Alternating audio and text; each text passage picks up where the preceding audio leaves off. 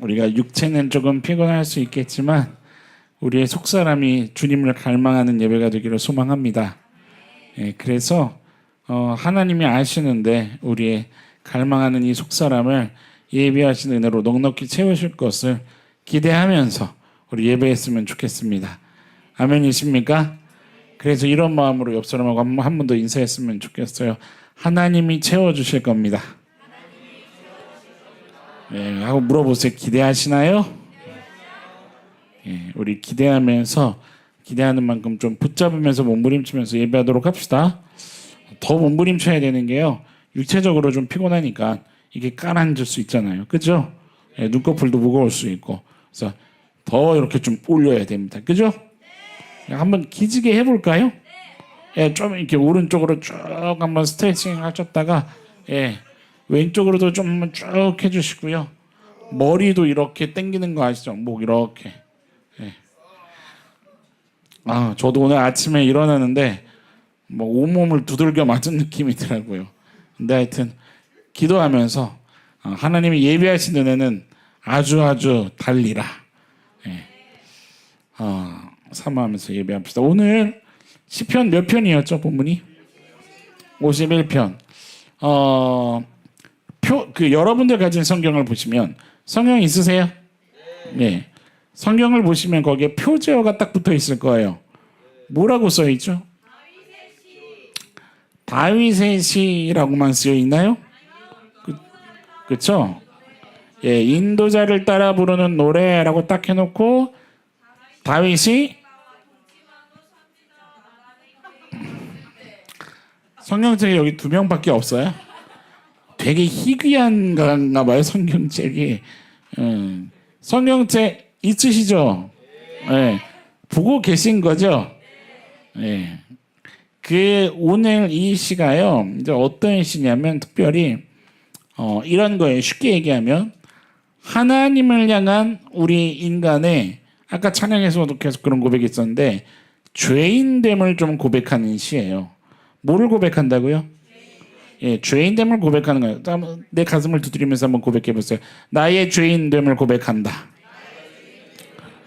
예, 그런데 이것만 고백하는 것이 아니라 동시에 뭐를 구하냐면 하나님의 은혜를 구하는 거죠. 그 구원을 구하는 거예요. 구원의 기쁨을 내게 허락하여 주옵소서 구하는 거예요. 그래서 그런 표제어가 붙은 거죠. 뭐냐면 그러니까 인도자를 따라 부르는 노래라고 딱 해놓고 마치 부제처럼 다윗이 밧세바와 동침한 후 뭐라고 나와 있어요? 그 다음에 선지자 나단이 그에게 왔다는 거예요. 여러분 제가 오늘 왜 이 표제어를 계속 강조하고 있는 거냐면 지금 우리 성경에서는 표제어로 딱 나와 있지만 히브리어 원문을 보잖아요. 그럼 이게 몇 절로 되어 있을까요? 1절과 2절로 되어 있어요. 이해되세요? 무슨 말인지요? 인도자를 따라 부르는 노래 이게 1절이고요. 그리고 뭐가 그럼 2절일까요? 네, 다윗이 밧세바와 동침한 후 여기가 2절이에요. 그러니까는 우리 성경 1절이 지금 여러분들이 보고 계신 개역개정 이거 1절이 원문에서는 몇 절인 거예요? 그럼 그쵸? 3절인 거예요. 이해되셨어요? 네, 이해되셨죠? 그러니까 이게 뭐냐면 먼저 생각해야 될 게 있다는 거예요. 그러니까는 이거는 단순한 표제어가 아니라는 거예요. 단순한 제목이 그냥 타이틀이구나 이 정도가 아니에요. 뭐냐면 왜 시편 51편이 만들어졌는가? 왜 하나님은 시편 51편을 성경에 기록하셔야만 했는가? 이 마음이 처음부터 담겨 있다는 거예요. 따라해 보시겠어요? 분명한 목적과 이유가 담겨 있다. 예, 여러분들 지금 여기 제가 이렇게 고개를 한번 돌리면 저 머리가 잘 안 돌아가지만 멍 때리고 계신 분이 계세요. 예, 멍 때리지 마시고 주의 은혜를 구합시다. 할렐루야. 예, 뭐가 담겨 있다고요? 분명한 목적과 의도가 담겨 있다고요. 그죠? 그러니까 먼저 생각해야 되는 것이 뭐냐면 일단 그래서 언제 이 시가 지어졌냐는 거를 좀 생각해야 돼요. 그러니까 언제라는 게 뭐 몇 년, 몇 월, 며칠 날 지어졌냐 이 언제를 말하는 게 아니라 무엇으로 인해서 이 시가 만들어졌냐 이 얘기를 하는 거예요. 다른 말로 해볼게요. 죄악됨을 아까 전에 인정하는 시라 그랬죠. 51편이. 죄악됨을 인정하고 회개하고 하나님의 은혜의 그 구원의 은혜를 구하는 게 그것이 무엇 때문이었냐? 언제였냐는 거예요. 이걸 얘기하는 거죠. 원문 2절이에요. 한번 같이 읽어보시겠어요? 화면에 앞에 떴습니다. 시작. 그가 밧세바에게 들어가고 나서 언제예요? 앞에가 강조일까요? 뒤에가 강조일까요? 뒤에가 강조라고 저는 믿습니다. 왠지 아세요? 죄는 누구든 죄를 져요. 그러니까 죄 진다고 해서 어쩔 수 없지 이 얘기를 하는 게 아니에요. 묵상을 하면 어떤 것이 결론이 도출이 되냐면 여러분 다윗이 꼭 죄를 졌기 때문에 밧세바를 통해서 나중에 솔로몬이 탄생하는 거예요? 아니에요. 무조건 그게 무슨 운명론이에요? 그런 거 아니에요. 다윗이 더 하나님을 바라보며 의와 거룩과 그 평강을 바라보며 붙잡는 싸움을 했다면 하나님은 그를 통해서 또 다른 이야기를 써내려 가신 가운데에 예수 그리스도의 후손을 이어가셨을 거예요. 믿습니까? 그게 진정한 구속사거든요. 그러니까 이 얘기는 지금 뭘 하고 싶은 거냐면 제가 예전에 교회학교 아이들한테 그런 얘기를 할 때가 있었어요. 아이스크림이 왼손 오른손에 하나씩 있어요. 그런데 오른손에 아주 진짜 한 1mm 정도? 1mm가 뭐야? 한 0.5mm? 그 정도 똥물이 톡 튄 거예요. 드시겠어요? 어떻게 하시겠어요? 그 부분만 자르고 먹을 거예요? 뭔 소리예요? 이해되세요? 네. 무슨 말을 하고 싶은 거냐면 조금 티나 많이 티나 다 못 튀었다고요. 똥물 튀었다고요. 이해되세요? 죄는 그거예요. 누가 적네 많네 이 얘기를 하는 게 아니라 가슴을 두드리면서 따라해보세요. 내가 똑같은 죄인이지. 무슨 말인지 이해되세요? 여기서 강조점은 뭐냐면 내가 죄 졌다 얼만큼 졌다 이것이 아니라 누가 그에게 왔을 때라는 거예요. 나단 선지자가 나단 예언자가 누구에게 갔다고요? 다윗한테 갔다는 거예요. 여러분 이게 무슨 말이냐면 나단 선지자가 다윗한테 갔다는 것은 다른 말로 해볼게요. 뭐가 주어졌다는 걸까요? 다윗에게. 뭐가 주어진 걸까요? 나단 선지자가 가서 뭐 하겠어요? 그렇죠? 말씀을 전하겠죠. 무슨 말이냐면 하나님의 말씀이 다윗 왕에게 주어졌을 때에 그가 이 시를 짓게 됐다는 그 동기가 있다는 거예요. 여러분 이게 뭘 얘기하는 건지 좀 묵상이 되세요? 신앙생활에 있어서 대단히 중요한 것 중에 한 가지인데 옆 사람에게 한번 물어보시겠어요? 당신은요? 하나님하고 요즘 관계 어떠세요? 어떠세요 여러분? 하나님하고 관계 어떠세요?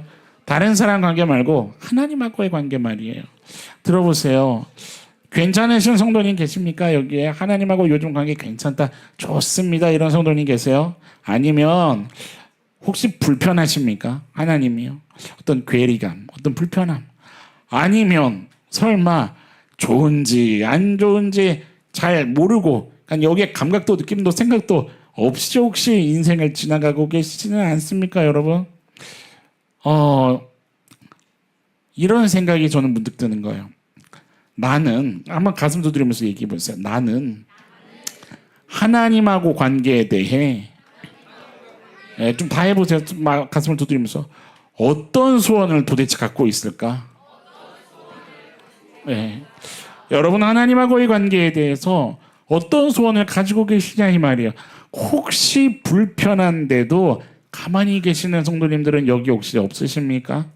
여러분 우리가 인생을 살다가도요 좋은 만남을 만나면 그 만남의 관계를 위해서 뭐 하나요? 노력해요. 맛있는 거 하나라도 더 사주려고 하고 뭐 이렇게 어디 가다가 좋은 거 예쁜 거 물건 보이면 그 사람 생각이 나서 또 사주고 싶고 그러면서 더 마음을 나누면서 함께하고 싶어지는 그 노력이 우리에게 있습니까 없습니까? 살다가도 그런 게 있잖아요. 뭐냐면 그 관계를 위해서 정성을 들이고 노력을 한다는 거죠. 가장 중요한 하나님하고의 관계예요. 여러분 믿으십니까? 진짜 중요한 게 하나님하고의 관계거든요. 그러니까 이게 뭐냐면 신앙생활을 생각할 때 우리는 절대 잊어버리지 말아야 할 어떤 한 가지 중요한 개념이 있어요. 그게 뭐냐면 여러분 하나님은 나와의 관계를 위해서 어디까지 하셨습니까? 목숨을 버리시기까지 하셨죠. 무슨 말이냐면 다른 말로 표현해서 신앙생활이라는 것은 바로 나를 향하신 그 하나님의 열심을 얼만큼 이해하냐요. 첫 번째. 그리고 두 번째, 그 이해한 만큼 내가 어떻게 반응하고 있느냐. 여러분, 그것에 대해서 내가 반응할 때 비로소 신앙생활이 시작됐다라고 이야기할 수 있는 거예요. 믿으십니까? 잘 들으셔야 돼요. 나단 예언자가 그에게 왔을 때라는 것은 뭐냐면 나단 예언자가 다윗에게 가서 말씀을 전하려고 했을 때라는 것은 근본적으로 어떤 의미냐. 하나님은요, 우리와의 관계를 절대로 뭐하지 않으신다는 거예요. 포기하지 않는다는 거예요. 우리하고의 관계를, 그냥 다른 말로 할게요. 죄인을 포기하지 않는다는 거예요. 믿으세요? 그래서 어떻게든 은혜를 주시고 어떻게든 말씀을 주시고 어떻게든 찔림이라는 것을 주시고 어떻게든 기회를 주시는 거예요. 뭐 할 수 있도록요. 반응할 수 있도록. 그것을 이해하고 반응할 수 있도록 언제나 문을 활짝 열어놓으신다는 거예요. 여러분, 신앙생활이라는 것은 반응한다는 것은 내가 하고 싶을 때, 내 구미에 당길 때, 내가 원하는 말씀 들을 때, 여러분 간혹 이럴 때 있잖아요. 목사님 오늘 은혜 많이 받았어요 하면 제가 얘기를 나누다 보면은 어떤 개념이 거기에 들어가 있냐면 내가 뭐 하고 싶은 말씀 들었다는 거예요. 내가 듣고 싶은 말씀 들은 거예요. 기가 막히게 그 찰나에 그 말씀이 들린 거예요. 아니에요, 여러분. 그것도 은혜이지만 진짜 은혜가 뭐예요, 여러분? 내가 원하는 걸 들었을 때 아니라 내게 찔림이 있을 때 반응하는 것이 진짜 은혜인 줄 믿습니다, 여러분. 내가 신앙생활을 할 수 있을 것 같은 그런 환경을 찾아다니는 게 은혜가 아니라 이 말이에요, 여러분. 주권이 누구에게 있습니까? 하나님께 있습니다. 옆 성도님에게 고백합시다. 주권이요, 하나님께 있어요. 믿으십니까? 여러분, 하나님께 있는 거예요. 여러분, 이 구조가 이해가 되셔야 돼요. 내가 계획하지도 생각하지도 못했던 때예요. 그런데 강권적으로 하나님이 주시는 은혜의 때가 있어요. 믿으십니까? 근데 그 은혜가 뭐냐면 내가 죄악됨을 마주하는 거예요. 내가 죄인됨을 마주하는 거예요. 사실 그래서 뭐 하고 싶나요? 피하고 싶어요. 누구도 거기에 당당하지 않기 때문에 피하고 싶어요. 사실은 피하고 싶고 인정하고 싶지 않아요. 아니, 인정하지 않는 것 정도가 아니라 부정하고 싶죠. 사실은 걱정이 되고 두려움에 사로잡힐 그때예요. 바로 그때예요. 그때 따라해 보시겠어요? 내 모습 그대로를 인정하는 것. 여러분, 이게 은혜인 줄 믿습니다. 그리고 이어서 뭘 해야 되냐면 그 하나님의 말씀에 매달려서 은혜를 구하고 구원의 기쁨을 허락해달라고 고백하는 것. 여러분, 그것이 은혜 안으로 들어가는 거죠. 그러니까 어떤 면에서 보면, 아니 어쩌면 100% 이것이 신앙생활의 시작이다라고 얘기할 수 있다는 거예요. 여러분들 신앙생활이 지금 길을 걷고 계십니까? 여러분, 이것은요, 밤이 맞도록 주님 앞에서 때로는 눈물로 침상을 띄우도록 다윗이 고백한 것처럼 식음을 전폐하고서라도, 내가 금식을 결단하고서라도 구원의 기쁨이, 주님과의 관계성이 신실하게 맺어지기 위해서 여러분, 허락하신 말씀 붙잡고 매달려야 하는 것이 우리 신앙생활의 가장 기본이라는 것을 끝날까지 붙잡고 사시기를 축원합니다. 여러분, 이 단계가 실은 있어야 되는 겁니다. 구원이 내 손에 있다는 그 뜻이 아니에요. 오해하시면 안 돼요. 구원이라는 것이 내 손에 있다는 것이 아니라 구원자이신 하나님께 따라해 보시겠어요? 내가 얼만큼, 가슴 두드리시면서 얼만큼 간절함이 있는가. 네. 옆 성도님에게 물어보세요. 간절하세요? 여러분 어떠세요? 오늘 예배를 통해서 이거 점검되셔야 돼요. 간절하시냐 이거죠. 여러분, 우리가요 솔직히 머리로는 많이 알지 않아요? 그죠? 지금 여기 우리 너나들이 교회 모든 성도님들, 지금 앉아 계신 예배하시는 여러분들, 우리 머리로는 많이 알잖아요. 그런데 생각해 보세요. 많이 아는 만큼 하나님께 열정적이고 뜨겁지는 사실 않은 것 같아요. 죄송해요. 제가 비교하려고 하는 것은 아니지만 여러분, 우리는 하나님 앞에 열정적이고 뜨거워야 돼요. 어떠세요? 저는요, 무던한 것도 좋을 때가 있지만 열정적인 게 더 좋다고 생각해요. 뭐에 근거한 열정인 거냐면 이런 얘기하는 거예요. 우리는 체면 차리고요. 점잖고 옆 사람을 눈치 보거든요. 그런데요, 그거 내가 죄인임을 절절하게 인정하지 않는다는 증거일 수도 있다는 거예요. 뭔 말인지 이해됐어요? 누군가는 저한테 그러더라고요. 목사님, 왜 예배할 때마다 울고 짜고 질질 짜고 그래야 합니까? 울지 않고도 예배할 수 있는 거 아닙니까? 라고 얘기하는데요. 여러분, 그런데 뒤집어서 생각해 보세요. 울고 질질 짜는 거 당연한 거 아니에요? 내가 뭔데요? 내가 죄인인데 은혜가 없으면 살 수가 없고, 내가 살려주시지 않으면 죽게 되어 있는데, 모든 예배가 눈물로 나 좀 살려달라고 부르짖어야 되는 예배인데 어떻게 체면 차리고 점잖게 앉아서 어떻게 그렇게 예배하냐 이 말이에요. 옆 사람이 뭔 상관이에요? 살려달라고 소리 지르고 두 손 높이 들고 천부여의 죄인 붙잡아 주시옵소서 그렇게 소리 질러야 되고, 몸을 떼굴떼굴 구르면서 나 좀 살려달라고 부르짖으며 예배해야 되는 그 예배가, 달리 얘기해 볼게요, 죄인의 예배잖아요. 그렇지 않아요? 옆 성도님에게 얘기해 보세요. 우리의 예배는요, 죄인의 예배예요. 여러분, 이 단어, 이 문장 하나의 의미만 여러분들이 깊이 묵상하셔도 우리의 예배는 진동이 일어날 줄 믿습니다. 소리 지르며 하나님 아멘으로 화답할 수 있고 할렐루야를 외칠 수 있고 두 손 높이 들고 찬양할 수 있는 거예요. 여러분, 감정이 올라와서 손 드는 거 아니에요. 템포가 빠르고 막 흥에 없고 멜로디가 신나서 내가 아는 찬양이네, 그래서 몸을 흔들면서 찬양하는 게 아니라 이 말이에요. 여러분, 가사 안으로 들어오세요. 안 들어오시겠다 이거죠? 가사 안으로 들어오세요. 말씀 안으로 들어오세요. 가장 기본적인 진리 안으로 들어오셔서 진정한 예배를 드리십시다. 하나님이 그거를 기다리신다는 거예요. 여러분, 오늘 본문이 바로 이 얘기를 하고 있는 거예요. 정리하자면 우리가 제일 먼저 생각해야 되는 게 있어요. 그게 뭐냐면 하나님의 말씀이 주어진다는 거죠. 아멘. 하나님의 말씀이 주어졌을 때 우리가 뭐 해야 한다고요? 나의 죄악됨을 인정하고 회개를 구하며 하나님께 반응하는 그 태도가 있어야 된다는 거예요. 그게 우리 신앙생활이어야 된다는 거죠. 오늘 본문이 뭐를 배경으로 하고 있냐면 아마 많이들 아실 거예요. 쉽게 말해서 다윗의 사건 하나를 두고 오늘 본문이 기록되어 있어요. 다른 말로 표현해 보자면 다윗의 일생일대 최대의 수치예요. 이것은 최고의 수치. 그러니까 마치 이렇게 표현할 수도 있어요. 100점인데 딱 하나 틀렸어요. 그래서 하나님도 뭐라고 여기셨냐면 그것을 유일하게 다윗의 악이라고 여기셨어요. 말씀에 보면 하나님이 악이라고 여기셨어요. 다윗한테 다른 때는 악이라는 표현을 안 쓰시거든요.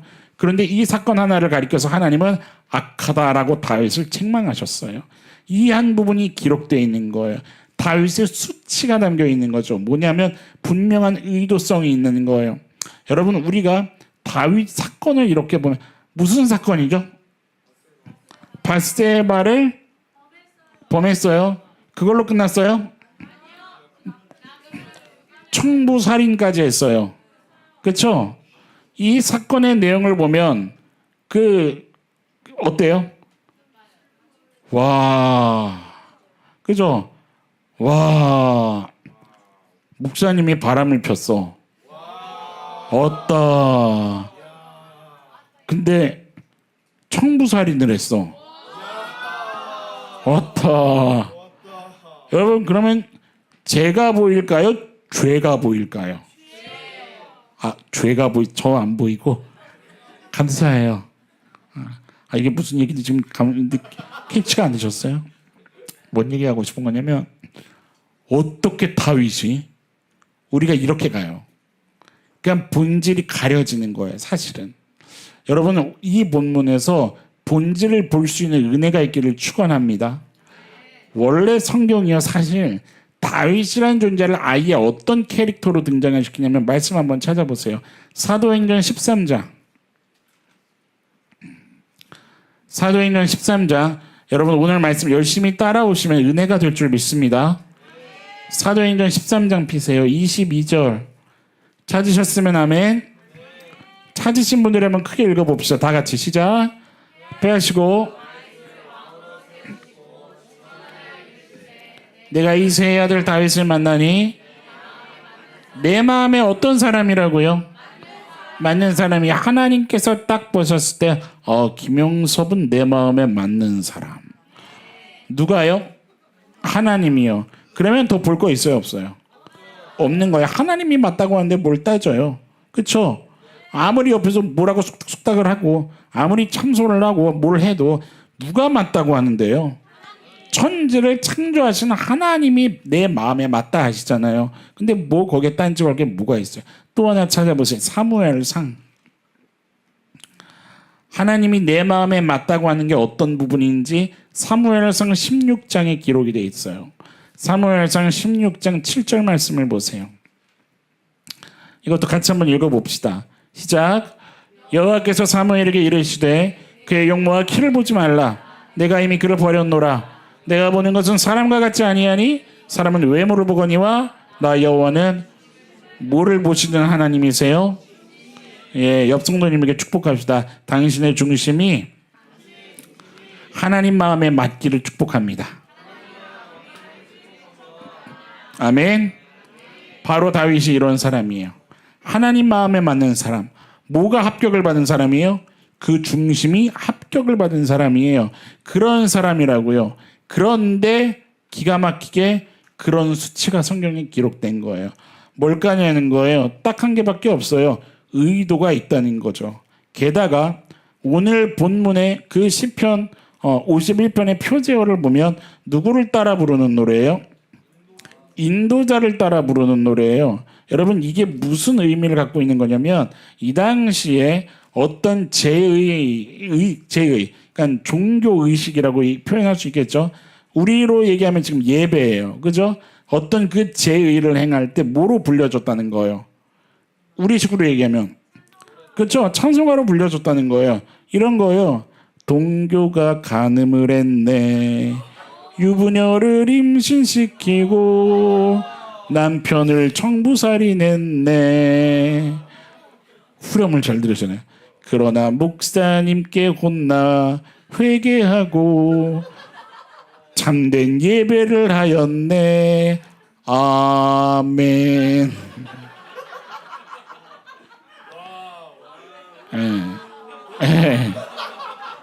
이해되세요? 여러분 기가 막히지 않아요? 이게 어떻게 이런 찬송가가 있을 수 있어요? 이거는 한 사람 뭐 해버리는 거예요? 이거 한 사람 주인 너무 무섭다. 그렇죠. 이거는요 대단한 거예요. 무슨 얘기냐면 여러분 생각해 보셔야 돼요.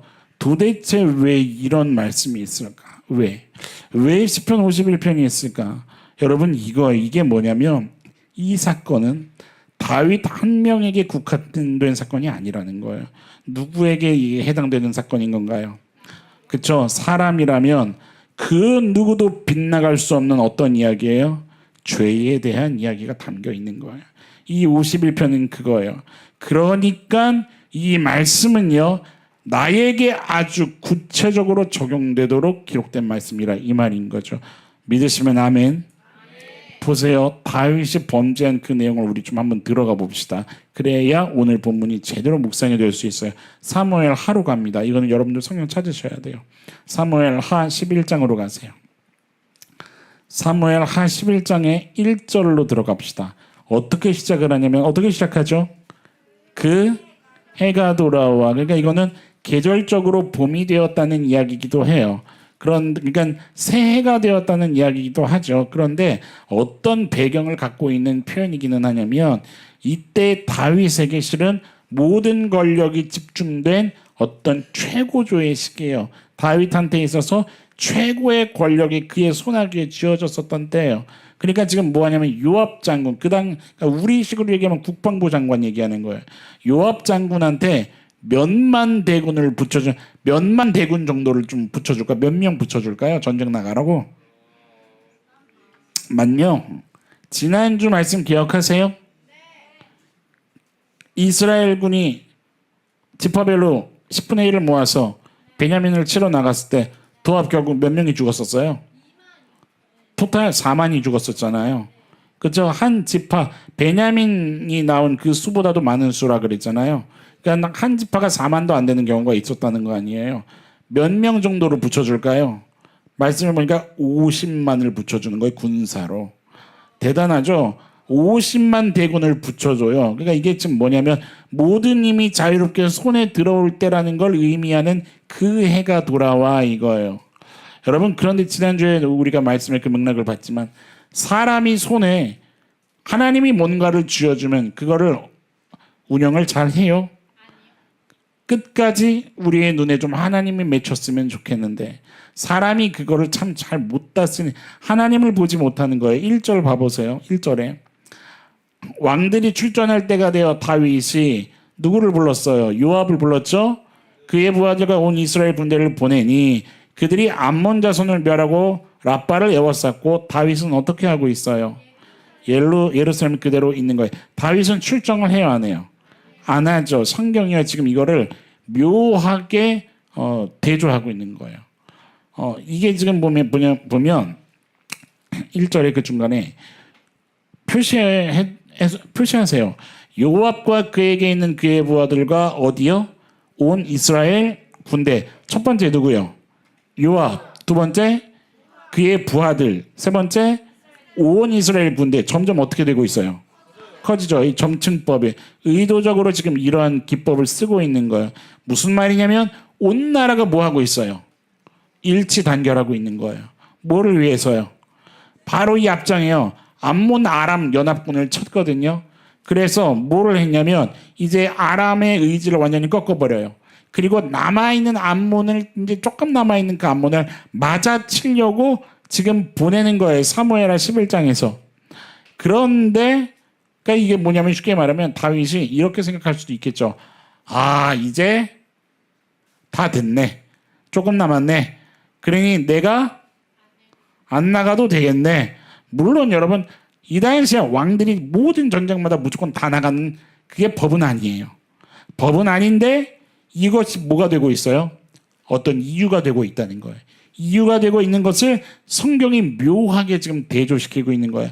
말씀을 보면요. 1절 끝에 누가 예루살렘에 그대로 있더라요? 다윗은 예루살렘에 그대로 뭐 지금 이 시간이 뭐 히브리어 문법 시간은 아니지만 이 말씀의 원문을 보면 문법으로도 이게 지금 이 장면을 강조하고 있구나라는 것을 딱 알 수가 있는 거예요. 강조하고 있는 거예요. 다윗이 뭐 하고 있어요? 그냥 있는 거예요. 뭐냐면 여러분 인간이 죄에 서서히 삼키움을 당해요. 보세요. 이 지금 틈이 어떤 사단의 놀이터가 되는지 2절 봐보세요. 2절 저녁 때에 다윗이 그의 침상에서 일어나 왕의 옥상에서 거닐다가 그곳에서 보니 뭐 했어요? 제가 막말로 질문을 하나 해볼게요. 여기 2절에 문제가 있을까요? 없을까요?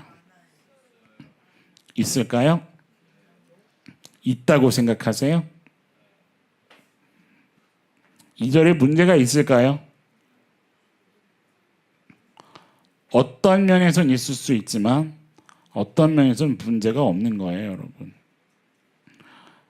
왜 다윗이 왕궁 옥상에 거닐었냐? 이거는 문제가 실은 될 수가 없어요. 왕궁의 옥상이니까 거닐죠. 어딜 거닐겠어요? 안 그래요? 아니 그냥 막말로 여인이 목욕하는 게 죄예요? 아니 이거 2절은 펼쳐진 이야기예요. 이해되세요? 그런데 보세요. 문제는 뭐냐면 3절 보세요. 다윗이 어떻게 했어요? 사람을 보내 그 여인을 알아보게 하였더니 왜 알아봐요?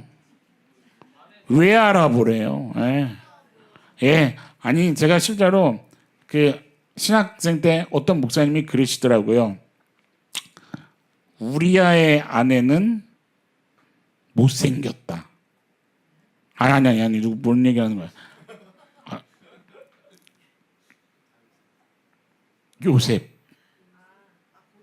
보디발의 와이프는 못생겼다. 우리아의 와이프는 미녀였다.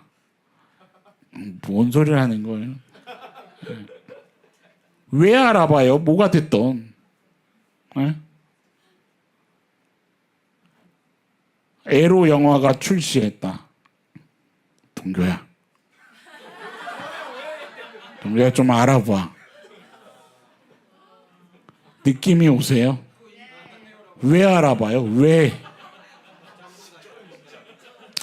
3절 보세요. 3절 중간에 그가 아뢰되 그는 누구의 딸이요? 엘리암의 딸이요. 누구의 아내라? 여러분 우리아가 누군지 아시죠? 네, 이방 사람인데 충신이에요. 충신이에요. 아주 충신이에요. 근데 봐요. 보고를 받았어요. 뭐라고 보고받았어요? 쉽게 말하면 유부녀예요. 보고받았어요. 어떻게 해야 돼요, 여러분? 그쵸? 4절 보세요. 4절. 다윗이 전령을 보내어 그 여자를 어떻게 했어요? 데려오게 했고, 중간에 보세요. 그 여자가 뭐를 깨끗게 하였으므로, 지금 이게 무슨 얘기냐면 다윗이 뭐를 기다리고 있다는 거냐면 밧세바가 생리가 끝날 때까지 기다렸다는 거예요. 왜냐하면 이거는 율법이거든요. 그러니까 선택적인 희한한 모습이죠. 지금 이게. 왜냐하면 율법에 의해서 그 기간에는 부정하거든요. 그러니까 멀리 했다가 끝나니까 뭐 한 거예요? 더불어. 자, 이걸 뭐라고 할까요? 이걸 계획적 범죄라고 하는 거죠. 이해되세요? 여러분 물리적인 권력이 좀 다윗 왕한테 총 집중되어 있기 때문에 그 누구도 막을 수 없어요, 여러분. 근데 보세요. 어디까지 가냐면 5절 보세요. 이 기가 막힌 거죠. 뭐 했어요? 그 여인이 임신했어요. 15절 보세요. 15절 다윗이 어떻게 해요? 그 편지에 써서 이르기를, 그러니까 요압 장군한테 서신을 하나 보내는 거예요. 뭐라고요? 우리아를 맹렬한 싸움에 앞세워라. 이유가 뭐예요? 끝에 그로 맞아 죽게 하라. 여러분 죄가 어떤 특징을 가지고 있는 건지 지금 느낌이 오세요? 사람의 마음에 불을 일으켜요. 불을. 여러분 그래서 감정을 하나님께 맡기는 훈련이 있기를 소망합니다. 여러분 감정도 하나님께 맡겨야 돼요. 우리에게 주신 고유한 선물이긴 하지만 하나님의 다스림이 필요합니다. 이것이 내 안에서 자꾸 불을 일으킬 때는 하나님께 맡기셔야 되는 거예요. 불을 일으켜요. 그리고 사람을 하여금 어떻게 하냐면 집요하게 만드는 거예요. 알아보래잖아요. 그리고 뭐를 세워요? 계획성. 그렇죠? 계획 아주 확실하게. 그래서 뭐 하냐면 은폐엄폐하려고. 이해되세요? 뭐 하기 위해서? 죄를 덮기, 숨기기 위해서 머리 쓰는 거예요. 몰래서라도 죄를 덮으려고 그래요. 그렇죠? 사람을 죽여서라도 죄를 덮으려고 하는 거예요.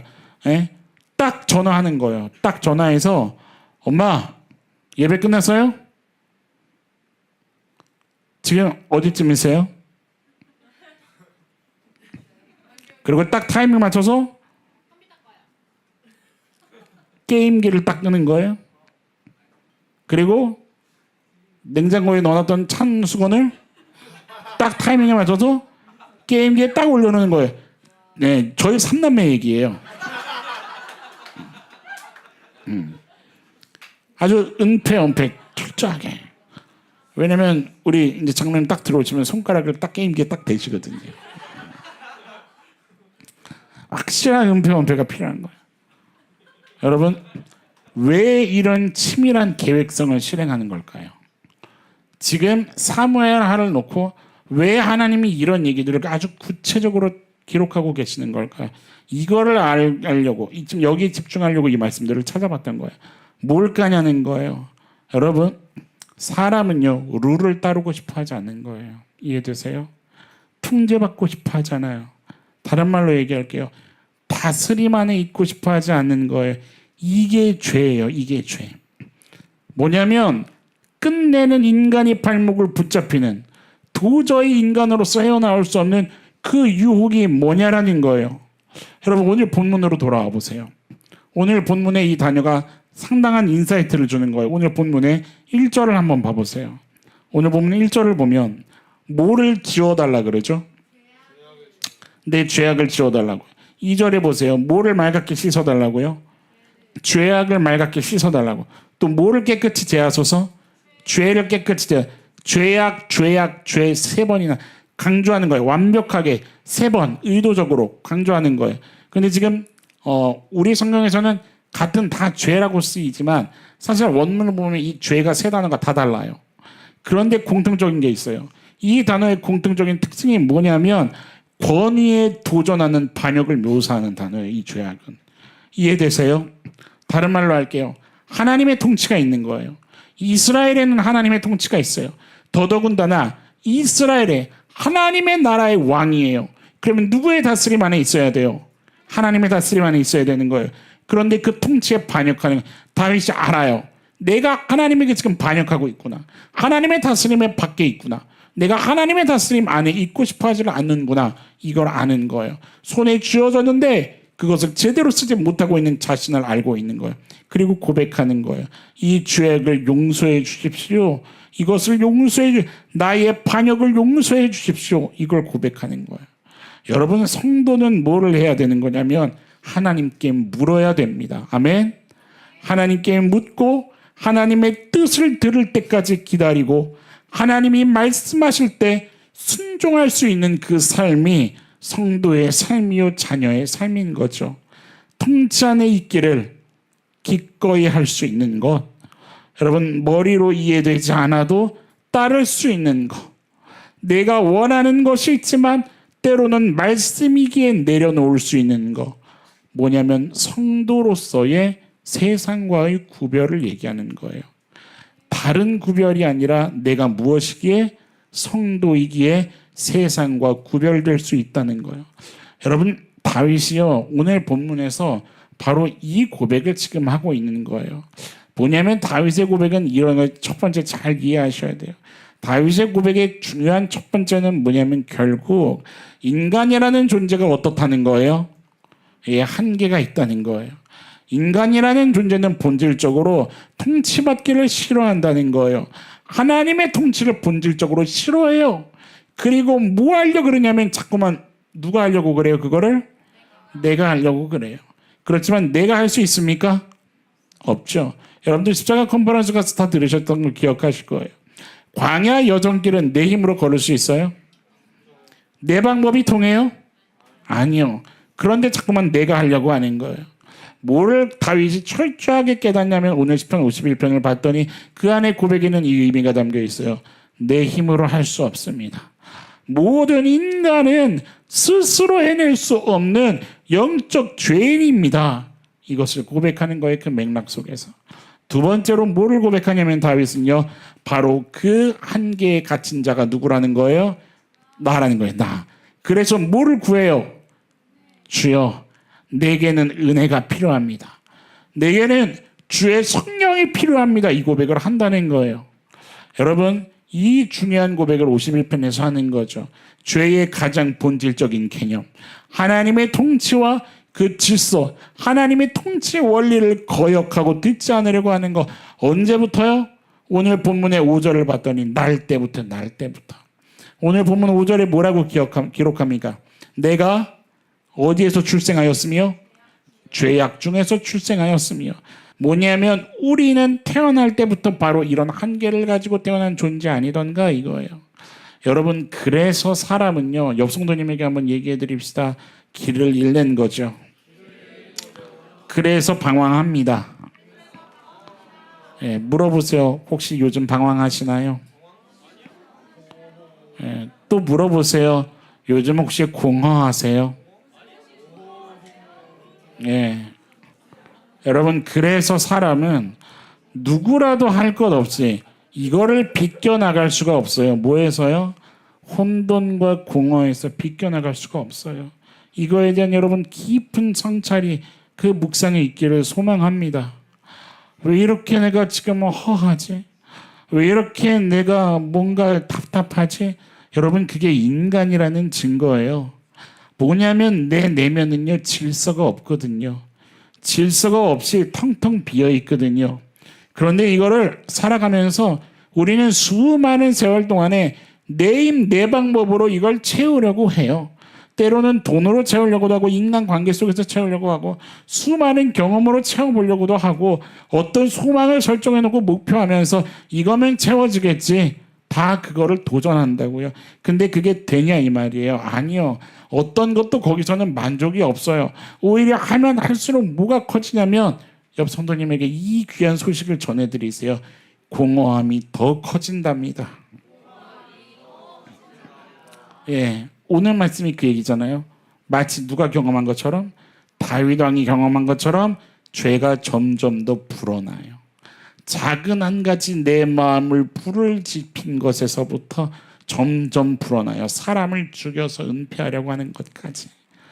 여러분 처음부터 다윗이 그랬던 게 아니라 이 말이에요. 여러분 이게 이해되시냐 이거예요. 오늘 다윗의 고백은 그래서 다윗 한 사람의 고백이 아니라 오늘 내가 하나님 앞에서 해야 할 고백과 똑같은 고백이라 이거죠. 나의 얘기라는 거예요. 여러분 그래서 이 51편은 내 고백이기를 간절히 사모하는 몸부림침이 있어야 하는 줄로 믿습니다. 왜 그럴까요? 다윗도요 도저히 돌아올 수 없을 것 같았을 거예요. 이제는 기회가 없을 것 같았을 거라고요. 그런데 별안간 다윗이 이 고백을 하는 거예요. 7절 말씀을 보세요. 7절 같이 읽읍시다. 믿음으로 선포합시다. 시작. 우슬초로 나를 정결케 하소서. 내가 정하리이다. 나의 죄를 씻어주소서. 눈보다 희나. 아멘. 여러분 이 표현이요 기가 막힌 표현입니다. 지금 다윗이요 벼랑간 뭐를 끄집어내요? 어떤 식물을 끄집어냈어요? 우슬초. 여러분 혹시 여기서 등장하는 우슬초가 성경에 어디에서 쓰였는지 아세요? 우슬초가 말씀 좀 펴보세요. 출애굽기 12장. 출애굽기 12장을 보세요. 여러분 이게 지금요 우리 교회가 제가 늘 계속하고 있는 얘기지만 저는 이게 우리의 사명이 다할 때까지 멈춰지지 않기를 소망하는 거예요. 하나님께서 매주 모든 말씀을 다 연결시켜주고 계신다는 영적 흐름을 보고 계신가요?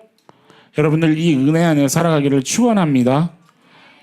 말씀을 보세요. 출애굽기 12장 21절 보세요. 21절부터 봅시다. 모세가 이스라엘 모든 장로를 불러서 그들에게 이르되 너희는 나가서 너희의 가족대로 뭐를 택해요? 어린 양을 해요. 왜냐하면 뭐를 해야 되니까요. 6월절 양으로 잡아야 되거든요. 지금 6월절 그 의식을 하려고 하는 거예요. 그게 뭐냐? 22절 보세요. 같이 읽읍시다. 시작. 우슬초 묶음을 가져다가 그릇에 담은 피에 적셔서 그 피를 설주에 뿌리고 무슨 사건인지 기억하시죠? 양의 피를 넘어간 이 피를 바를 때 뭐를 사용해요? 우슬초를 사용했어요. 이런 거예요. 하나님은요 당신의 백성들을 어떻게 생각하셨냐면 그 애굽 땅 다른 말로 하면 음란함의 그 우상 숭배가 아주 범람했던 그 세상 한가운데에서 하나님이 어떤 마음이시냐면 당신의 백성들을 보시고 이들은 나의 정결한 백성이라. 아멘. 음란함이 범람하는 그 한가운데서 이들은 내 백성이라 생각하시면서 구별하셨던 중요한 사건이에요. 그 사건에 쓰였던 식물이에요. 양의 피를 발랐던. 여러분 그 느낌이 오세요? 또 하나 레위기를 보면은요 문둥병에 걸린 사람이 다시 나을 때가 있어요.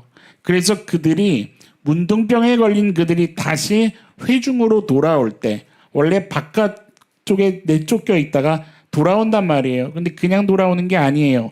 누구를 만나서 검사 받을까요? 제사장을 만나서 검사를 받아요. 확인을 받아야 되는 거예요. 그렇게 확인을 받을 때에 뭘 하냐면 그때 제사장이 우슬초로 이 문둥병 걸렸던 이 환자를 이렇게 그 물을 묻혀서 겉에 발라줘요. 정결 예식을 해요. 정결 예식을 할 때 뭐를 사용해요? 이 우슬초를 사용한다 이 말이에요. 무슨 말이냐면 여러분, 지금 다윗한테는 간절한 소망이 있어요. 어떤 소망이요? 주님, 내가 그러니까 이스라엘의 회중으로 문둥병 환자가 다시 돌아온다는 건 어떤 의미예요? 그 회중에 누가 함께 하십니까? 하나님이 함께 하세요. 뭐 하기를 원하는 거예요, 다윗은? 내가 다시 하나님과 교제하기를 원합니다.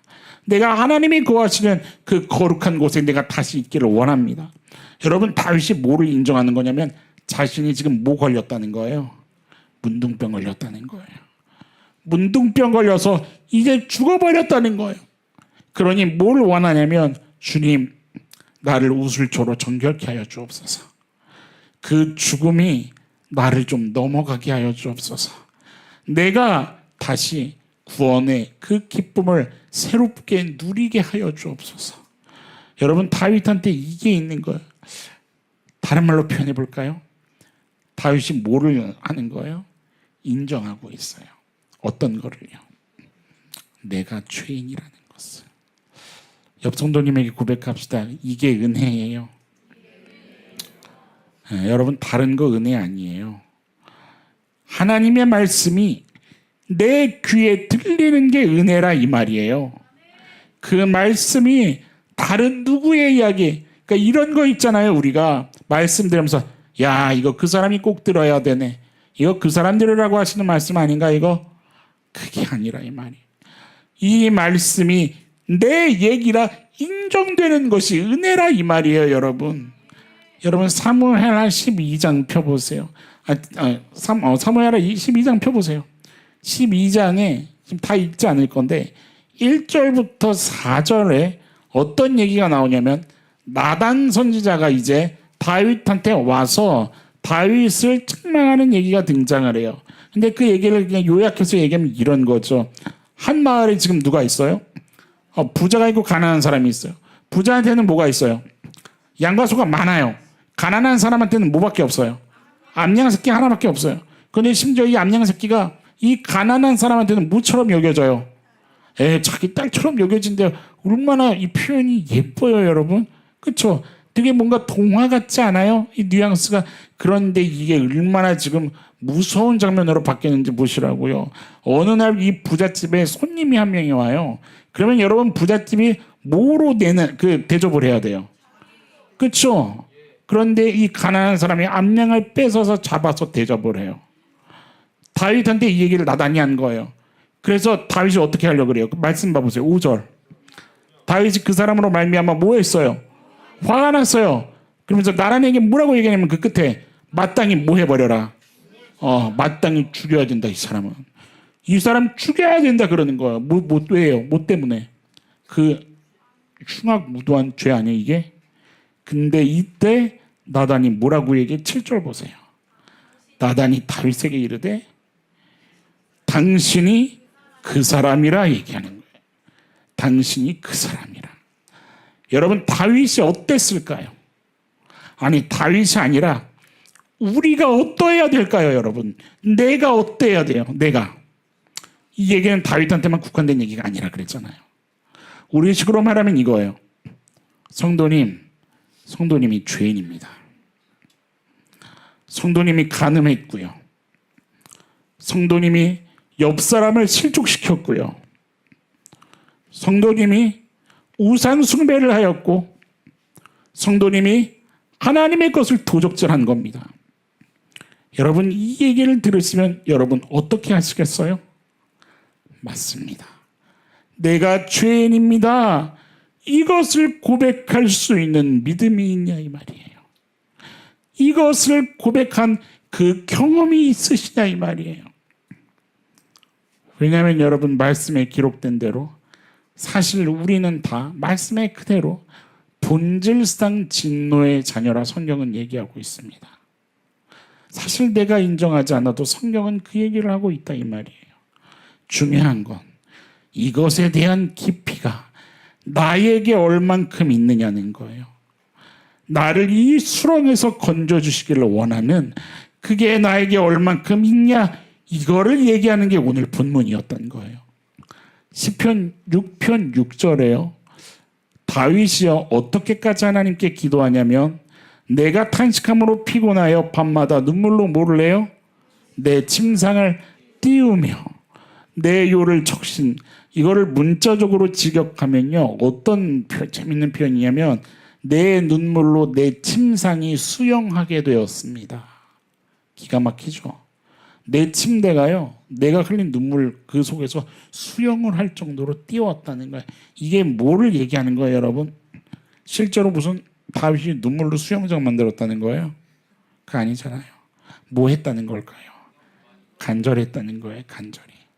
하나님 앞에 간절히 회개했다는 거예요. 하나님 앞에 어떻게 기도하며 어떻게 예배하며 어떻게 그를 존중하며 그 앞에 어떠한 태도와 마인드를 가져야 되는지 그거를 보여주고 있는 장면이에요. 여러분, 그래서 간절히 다윗은 은혜를 구하는 거죠. 오늘 본문으로 돌아와 보세요. 9절 보세요.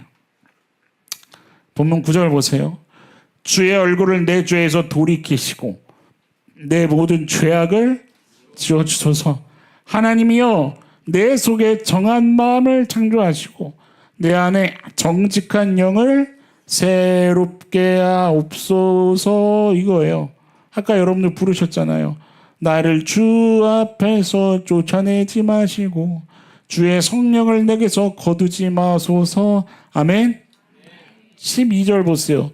구원의 즐거움을 내게 회복시키시고 뭐를? 지금 자원하는 심령을 내게 주사 그랬죠. 아까 찬양은 정직한 영을 새롭게 해서 그랬죠. 여러분, 자원하는 마음, 이게 뭐냐면 원문을 보면 이런 의미예요. 부드러운 마음에 부드러운 마음. 뭐냐면 자원하는 것. 여러분 쉽게 생각해 보세요.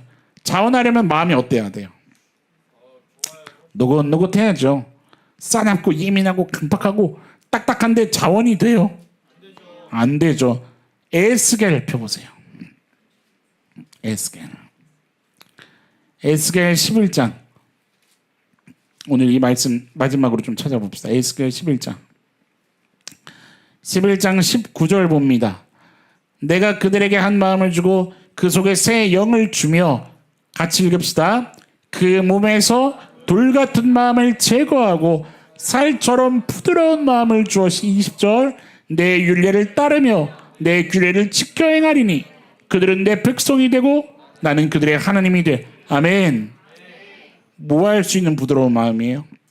하나님의 말씀에 순종할 수 있는 부드러운 마음이에요. 여러분, 부드럽지 않으면요, 이게 안 되는 거예요. 판단하고 딱딱하게 굳어져 있으면, 멀리 서 있으면 이게 안 되는 거예요. 여러분, 19절 20절을 잘 보세요. 하나님과 나 사이의 그 관계성을 얘기할 때 제일 중요한 게 뭐냐면 20절에 내 율례를 어떻게 하며? 따르며예요. 그러니까 뭐냐면 그 말씀을 따르느냐 그렇지 않느냐. 아까 얘기했죠. 그 권위, 통제, 다스림 안에 들어와 있냐 아니냐. 여러분, 그 말씀을 따르기 위해, 다른 말로 얘기할게요. 관계성을 위해 진짜 중요한 게 뭐예요? 주여 부드러운 마음을 주옵소서. 여러분, 구하셔야 돼요. 주님, 부드러운 마음을 주십시오. 주여 내 마음을 녹여주십시오. 주의 성령으로 내 마음을 붙잡아 주십시오. 여러분, 지금 다윗이 이게 간절했던 거예요. 너무 간절했던 거예요. 그래서 뭐라고 표현하는 거냐면 오늘 본문의 12절 마지막에 이렇게 고백한 거예요. 오늘 주제죠. 제목이죠. 설교 제목. 나를 붙드소서. 나를 붙드소서. 여러분, 여기서 나를 붙든다는 말은요, 그냥 하나님이 손으로 나를 붙잡아 주시는 거 이 정도 아닙니다. 요거 하나만 하고 오늘 말씀을 좀 정리해 보도록 할게요. 제가 설교 시작하기 전에 미리 요거를 좀 얘기를 하고 아주 프로페셔널하게 딱 그 앞에서 시범조를 이렇게 했어야 되는데 센스가 좋을 거라 생각하고 센스 좋은 두 사람을 제가 빨리 부를 테니까요. 좀 한번 도와줘 보세요. 우리 부숙이. 센스 합격이죠. 우리 동교. 여러분, 부드러운 마음을 달라고 기도하시라니까요. 동교. 자, 동교가 재물이에요. 엎드려. 아니 사족보행 재물. 오케이. 재물이에요. 카메라가 여기 잡혀요. 지금 뒤에서 잘 안 보이시죠? 아니야, 거기서 해봐. 목사님 봐야 되니까. 재물이에요. 지금 보수기는 뭐 하는 거냐면 재물을 지금 갖고 온 거예요. 구약시대에. 뭐 하려고요? 뭐 하려고요? 그죠? 제사하려고요. 여러분 저하고 말씀 공부를 이거 하신 분들 아마 대부분이실 것 같긴 한데 기억을 하실지 모르겠어요. 머리에 안수기도 할 때 누가 기도한다 그랬어요? 그렇죠. 제사장이 하는 게 아니라 그랬어요. 내가 기도하는 거예요. 어떻게 기도하냐면 손을 머리에다가 두 손을 얹는데 얹어봐. 심폐소생하듯이 어깨랑 손이 일직선으로 꾹 눌러서 머리가 부러질 것 같이. 오케이. 자, 스탑. 이 상태. 이 상태가 안수기도하는 모습이에요. 그래서 이 모습을 원어로 얘기하면 사마흐, 사마크 이렇게 하는데 뭐냐면 꾹 눌러서 안수하는 모습이에요. 이해되셨어요? 박수. 들어왔어요. 여러분 이때 뭐가 되냐면 보수기의 죄가 어디로 가요? 예, 재물에게 가는 거예요. 재물에게. 전가된다 그러죠. 전가가 되는데 어떤 모습으로 해야 돼요? 이렇게 방금 했던 그 모습. 왜 그런 식으로 꾹 누를까요? 이게 중요해요. 오늘 말씀의 최종 정리, 결론이에요. 왜 그렇게 할까요? 간단한 이유예요. 간절함이에요, 여러분. 간절함. 간절함이에요. 뭐가 되기를? 나의 죄가 이 재물에 다 전가되기를. 주여 그래서 나를 정결케 하옵소서. 그런데 기가 막힌 건 레위기에 사용된 이 사마크라는 단어가 지금 다윗이 얘기하고 있는 나를 붙드소서 하는 붙드소서와 단어가 동일해요. 똑같이 사마크하고 있는 거예요. 무슨 말인지 여러분 감이 잡히세요? 뭐냐면 주님이 나를 이런 모습으로 붙잡아 주시기를 지금 다윗이 원하고 있어요. 왜요? 그 간절함으로. 주님도 나를 향해 나를 포기치 말아 주시기를 간절하게 지금 요청하고 있다 이 말이에요. 여러분 이해되세요? 저는요 우리 너나들이 공동체가 이 중심이 좀 회복되기를 간절히 소망합니다. 다윗도 오늘 51편 가운데 어떤 고백을 한번 하냐면 내 중심을 다시. 여러분 다른 어떤 것보다도 우리가 제일 우선해야 할 기도가 뭔지 아세요? 하나님, 내가 오늘 하나님과의 관계에서 하나님께 붙잡히기를 원합니다. 나를 붙들어 주십시오. 내가 이것이 간절합니다. 나를 포기치 말아 주옵소서. 주님, 내 마음 두드리셨을 때 외면하지 않게 하시고 부정하지 않게 하시고 나의 죄를 좀 인정하면서 하나님 나를 좀 도와주셔 달라고. 내가 하나님이 살려주지 않으면 살 수 없는 존재라고 하나님과의 관계만큼은 내가 시원하기를 원한다고 그 구원의 즐거움을 내게 회복시켜 주시고 내 마음을 부드럽게 하사 말씀에 순종할 수 있게 하여 주옵소서. 여러분 오늘 누가 좀 이런 기도하시면서 나아가시겠습니까? 잘 들으세요. 설령 지금 내가 좀 하나님과의 관계에서 좀 그래도 괜찮게 걸어가고 있는 중이지 라고 생각이 되더라도 그렇게 생각이 되더라도 여러분 인간이라는 존재가 어떤 존재냐는 거예요. 오늘 말씀이 얘기하고 있는 것처럼 그 누구 한 사람도 비껴갈 수가 없어요. 뭐를요? 은혜로 붙잡아주지 않으면 한순간도 살 수가 없다고. 죽는단 말이에요. 한순간도 살 수가 없어요. 그러니 뭐 해야 돼요? 구해야 돼요. 삶의 문제 하나 내가 할 수 있는 게 없는데 어떻게 내 영혼의 문제를 내가 알아서 할 수 있냔 말이에요. 주님께 구해야 돼요. 하나님 나를 붙잡아 주옵소서. 오늘 누가 이런 기도를 좀 하나님께 드리시겠습니까? 같이 찬양 좀 고백하시고 여러분 다윗이 하나님께 이 고백을 드릴 수 있었던 그 은혜가 오늘 우리에게도 좀 경험되고 주님 앞에 매달리며 고백할 수 있게 되기를 간절히 바랍니다. 우리 이 찬양 중 가사 하나님 앞에 진실하게 고백하면서 우리 좀 같이 좀 기도합시다. 일어나서 우리 고백하겠어요. 여러분, 아까 얘기했잖아요. 죄인의 예배라고. 우리는 죄인의 예배합니다. 여러분, 하나님께서 마음도 드리실 때 좀 반응하고 정말 죄인으로서 주님 앞에 나아가는 예배 됐으면 좋겠어요. 제가 얘기하지 않아도 여러분이 마음껏 좀 반응하면서 우리 그런 고백해 봅시다. 고백합시다. 찬양합시다. 나의 주님께, 나의 주님께 찬양 드리며 그 크신 사랑 주님께 감사해. 어둠 속에 찾아오셔서 어둠 속에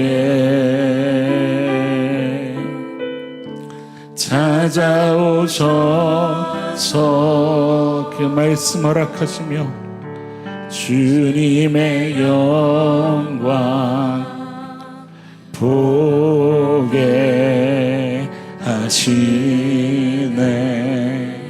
아멘. 주님, 의심하는 나를 손 내밀어 잡아주시네. 두려운 맘 내려놓고 주 바라봅니다. 아멘. 주님을 보게 하소서. 나를 붙드소서. 내 뜻과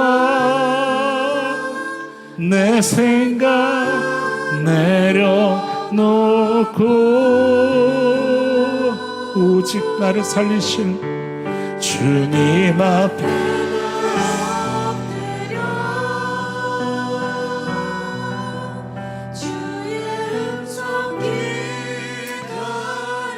아멘. 나를 부르실 때 믿음으로 걸어가리. 그렇게 하시겠습니까? 주님, 나를 붙잡아 달라고 구하며 나아가시겠습니까? 우리 그거 소망하는 우리 성도님들 좀 두 손 들고 주님 앞에 매달리며 고백하며 나아가도록 하십시다. 우리 손 들고 좀 고백합시다. 어두움 속에 어두운 나에게 찾아오신 주님, 어둠 속에 포기치 않고 아멘. 주님, 주님 감사. 주님, 주님의 영광 보게 하시네. 의심하는 나를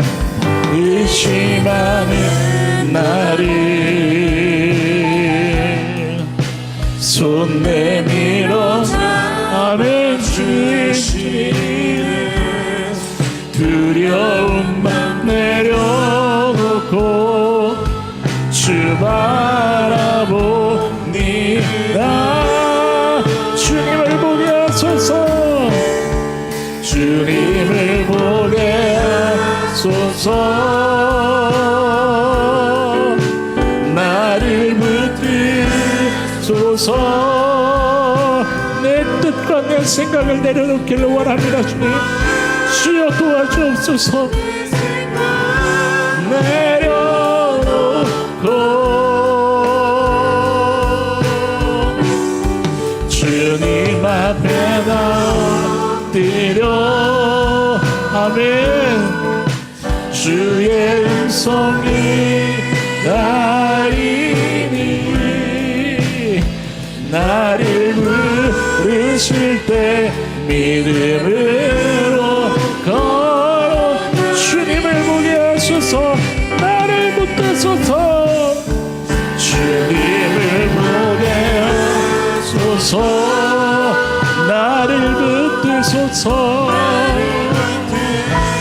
주옵소서. 주님 내 뜻과 내 생각 내려놓고 주님 앞에 엎드려 구합니다. 주여 주님 주의 음성이 따르니 나를 부르실 때 믿음으로 걸어갈 주님 앞에 엎드려 주님 앞에 엎드려 주님 주의 음성 기다리니 나를 부르실 때 우리도 함께 이 믿음으로 예 소망으로 주여 한번 부르시고 기도하며 나아갑시다. 기도합시다. 주여 주님 회개합니다. 주님 우술처럼 나를 정결케 하시고 주의 영을 새롭게 하사 그 구원의 기쁨을 주여 회복시켜 주옵소서. 주의 영을 충만케 하여 주옵소서. 감사드리며 신실하신 예수님 이름으로 주님. 사랑하는 하나님 간절히 소망합니다. 주의 구원의 기쁨을 허락하여 주옵소서. 내 백성이 그 죄에서 돌이켜 주의 얼굴을 구하면 주님 다시 그 얼굴을 돌이키사 그 땅을 고칠지라 약속하신 하나님의 은혜를 기억합니다. 주여 주님 앞에 말씀의 두드림과 찔림 앞에 우리의 존재됨을 드러내시는 그 생명의 빛 앞에 인정하며 나아가는 그리고 은혜를 구하며 나아가는 성도님들 그 삶의 자리에 주님 찾아와 주시옵소서. 주님 이곳에 찾아와 주옵소서. 우리 성도님들의 중심에 좌정하여 주옵소서. 함께하여 주셔서 생명의 길을 다시 걷게 하여 주시고 하나님과 동행하는 그 사귐을 다시 회복케 하여 주시고 하나님이 말씀하심에 그 영혼의 시원함을 다시금 누릴 수 있도록 은혜로 붙잡아 주시옵소서. 하나님 영혼도 육신도 하나님 우리의 모든 혼과 모든 것이 주님 다시 오실 때까지 정말로 흠없고 강건하게 준비되어 있기를 원합니다. 하나님 도와주시고 지켜주셔서 광야 여정 걷는 동안에 하나님 이 땅의 일들로 낭망하지 않게 하시고 공허하고 혼돈 가운데 있을지라도 주께서 말씀으로 다스리고 계시오니 그 말씀 안으로 다시 들어와 생명을 경험하며 하나님을 향하여 믿음을 고백할 수 있는 그 자리로 다시 나가게 하여 주옵소서.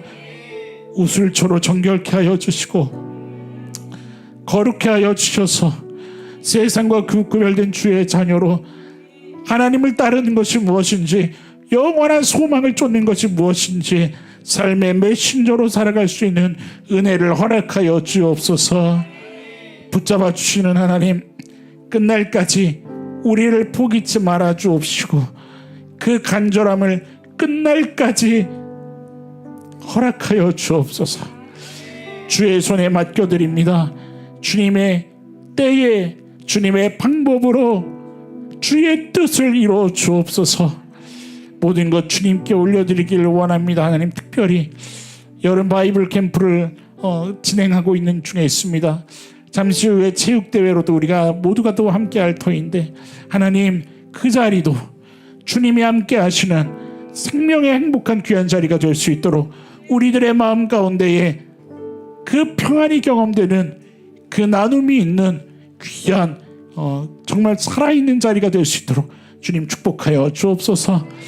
모든 것 주님께 드리기를 원하오며 이 시간도 우리의 예배를 기뻐 받아주시는 살아계신 우리 주 예수님의 이름으로 감사하며 기도드립니다. 아멘. 우리 하나님께 좀 감사의 박수 올려드립시다. 할렐루야.